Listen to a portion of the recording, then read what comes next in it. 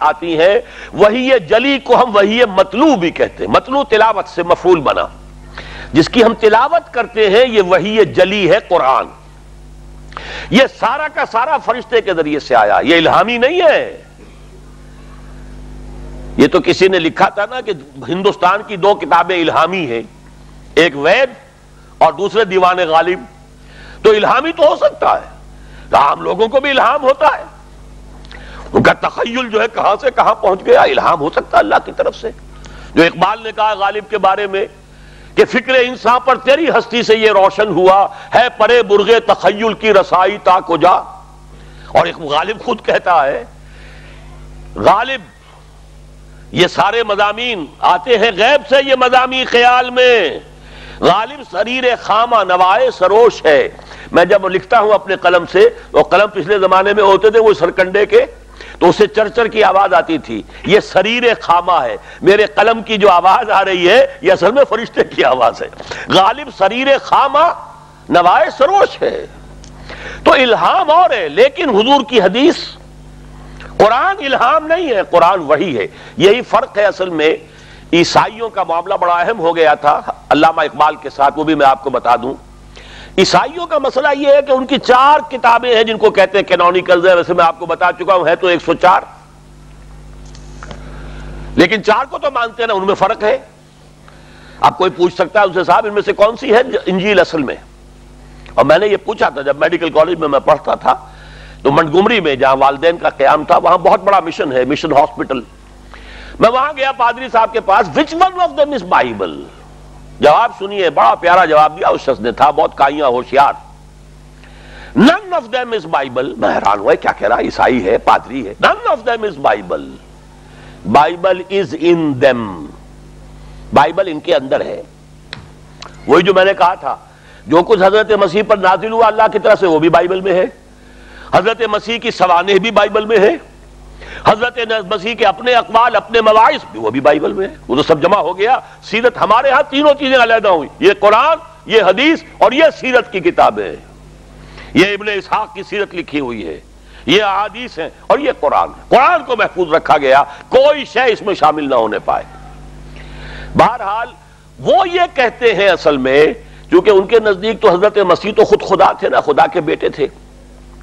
اپوسلز کہتے ہیں وہ ان کے حواریین کو، وہ تھے رسول، وہ رسول کہتے ہیں انہیں. یوحنا رسول، متی رسول، یہ رسول ہے. اصل میں تو خدا ہے مسیح تو، لہذا رسول یہ ہے. اور رسولوں کو انسپیریشن ہوتی ہے، وربل ریولیشن کے وہ قائل نہیں ہیں. ایک ہے لفظی، ہم جسے وحی کہتے ہیں وہ لفظی ہے، وربل ہے. وہی الفاظ چونکہ تو ہے جو اللہ نے بھیجے ہیں محمد کو، اور وہی ہے جو قرآن کے اندر محفوظ ہے. انسپیریشن اسے کہتے ہیں کہ کوئی خیال آپ کے دل میں آ گیا، وہی خفی جس کی میں نے وضاحت کی ہے، آپ نے اپنے الفاظ میں اس کو ادا کیا، یہ انسپیریشن ہے. وہ ریولیشن کے قائل ہے ہی نہیں، وہ صرف انسپیریشن کے قائل ہیں. تو ڈاکٹر یوئنگ ہوتے تھے ایف سی کالج لاہور کے پرنسپل علامہ اقبال کے زمانے میں. کسی ایک دعوت میں جمع تھے، ڈاکٹر یوئنگ دانا انسان بھی وربل ریولیشن کا قائل ہے، لفظی وحی کا قائل ہے. آپ جیسا آدمی، پڑھا لکھا آدمی.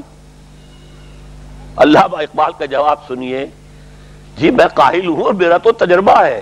مجھ پر جب شعر نازل ہوتا ہے لفظوں میں ڈھلا ہوا آتا ہے، میں لفظ بدلنا چاہوں بدل نہیں سکتا.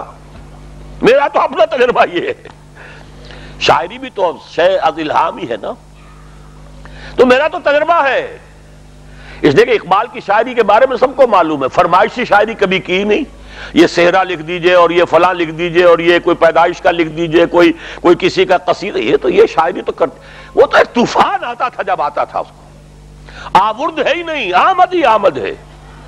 وہ تو در حقیقت جو ہے واقعتاً الہامی شاعری ہے علامہ اقبال کی، سوائے ابتدائی جو ہے 4-5 سال 1905 تک کی شاعری جو ہے وہ تو گل و بلبل اور فقر اور فراق اور ہجر اور وصال کی داستانیں ہیں اس میں تو.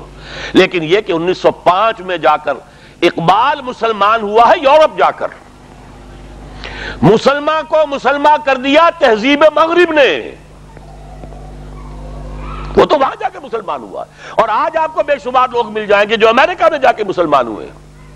یہاں تھے تو نہ نمازیں پڑھتے تھے، نہ روزے سے سروکار تھا، نہ داڑھی تھی کچھ، اور وہاں جا کر آپ دیکھیے داڑیاں رکھی ہوئی ہیں، نمازیں پڑھ رہے ہیں اور وہاں کی ریلیجیس ایکٹیویٹیز کے اندر حصہ لے رہے ہیں۔ ایک ریئیکشن ہوتا ہے، اس ریئیکشن کا طرز عمل یہ ہوتا ہے۔ اقبال جب گیا ہے اور میں اس آگ میں ڈالا گیا ہوں مثل خلیل، یہ مغربی تہذیب کا آتش کدا ہے جس میں مجھے اللہ نے ڈال دیا، جیسے حضرت ابراہیم کو آگ میں ڈالا گیا تھا۔ عذاب دانش حاضر سے باخبر ہوں میں جانتا ہوں اس جدید فلسفے اور فکر کے اندر کس قدر گمراہی ہے، عذاب ہے اللہ کا۔ عذاب دانش حاضر سے باخبر ہوں میں کہ میں اس آگ میں ڈالا گیا ہوں مثل خلیل، اس آگ میں سے نکل